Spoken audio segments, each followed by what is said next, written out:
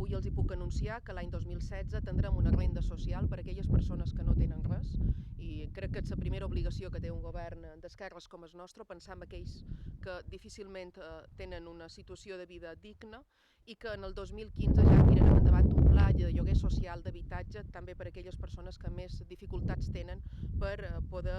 adquirir un habitatge o llogar un habitatge. Farem un pla de lloguer social amb lloguers molt assequibles i ja estem tramitant algunes qüestions que els hi podrem anunciar en molt breu. Aquest és un govern com ho és la societat de les Illes Balears. Per tant,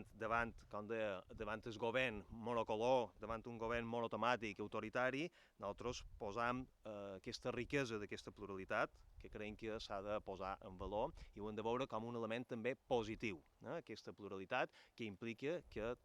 juntam distintes visions i sensibilitats per poder dur endavant aquests acords de governabilitat